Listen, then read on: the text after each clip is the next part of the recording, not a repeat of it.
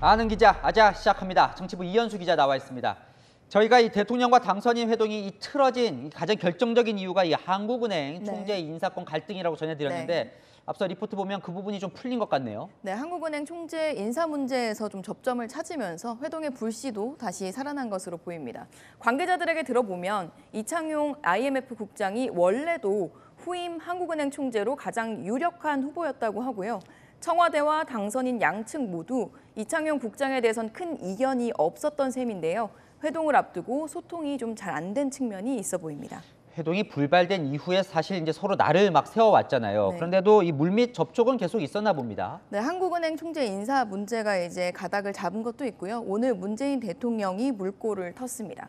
허심탄회하게 대화하는 자리를 갖는 게 국민에 대한 도리라고 손을 내미는 모양새를 취한 겁니다. 당선인 측도 국민들 보시기에 바람직한 결과를 드릴 수 있도록 노력하겠다고 화답했고요. 국민이 보기에 신구 권력이 충돌하고 또 이 갈등이 장기화되는 것, 현직 대통령이나 대통령 당선인 모두에게 부담이 되겠죠. 오늘 청와대가 이 탁현민 비서관을 콕 집어서 이 경고를 내린 게 눈에 띄던데 이거 무슨 의미로 봐야 할까요? 네, 윤석열 당선인 측이 회동에 응하는데 조금 더 쉽게 명분을 준 게 아닌가 이렇게 해석이 됩니다.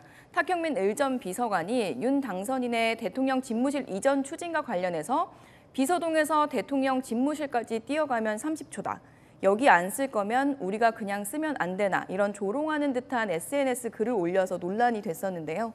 당선인 측 공약에 대해 개별적 의사표현을 하지 말라 이런 문 대통령 메시지도 나왔고요. 탁 비서관도 이후 논란을 의식한 듯 해당 SNS를 삭제했습니다.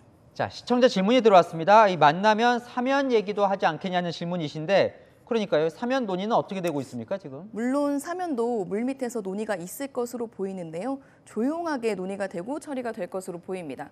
회동 조율 단계에서 여권 관계자들과 당선인 관계자들이 좀 다소 격한 발언들을 주고받으면서 오히려 논란을 키웠다는 지적이 있거든요. 사면은 결국 대통령의 권한이니까요. 아직 살아있는 카드군요. 네. 자, 그럼 이제 뭐 곧 회동이 이루어지는 겁니까? 네, 다음 주 초쯤 회동이 이뤄지려면 이번 주말이 정말 중요할 것 같습니다.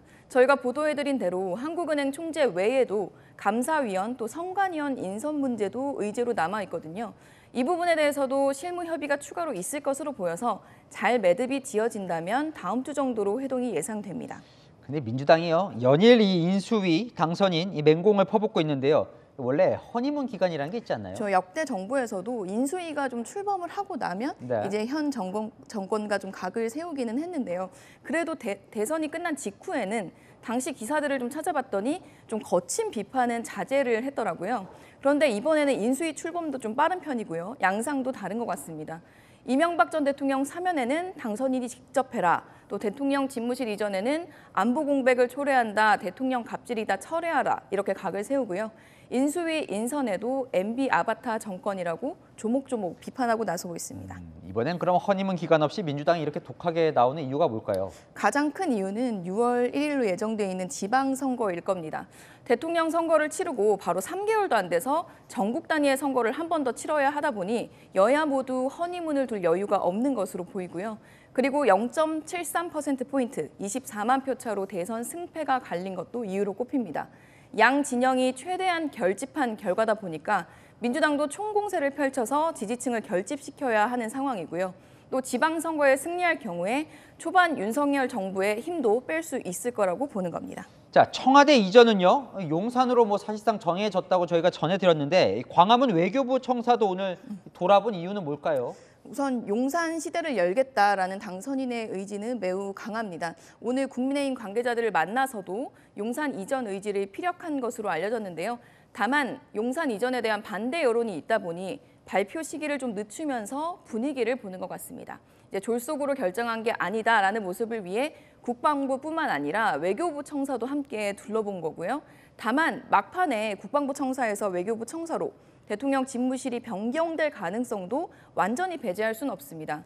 윤 당선인이 그동안 이준석 대표와 갈등을 빚거나 안철수 대표와의 단일화 이런 주요한 국면에서 마지막 순간에 결정을 바꿨다는 말도 있거든요.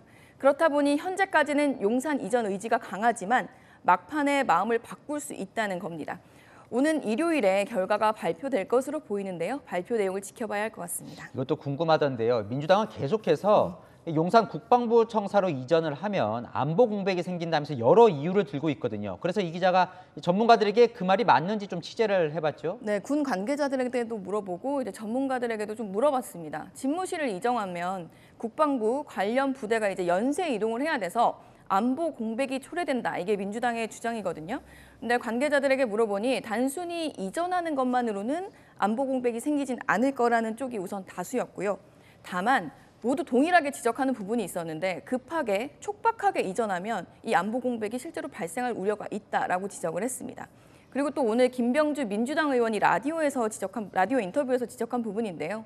집무실을 이전하면 주변 아파트, 빌딩 옥상에 대공기지를 설치해야 한다라고 해서 전문가와 군 관계자들에게 물었더니 대통령 집무실이 이전에 오면 추가 설치를 해서 보강을 하긴 해야겠지만 현재도 서울 고층 건물에는 배치돼 있다라고 설명을 했습니다. 어쨌든 옮긴다면 안보 공백은 잘 따져봐야 될 것 같습니다. 네, 정치부 이현수 기자였습니다.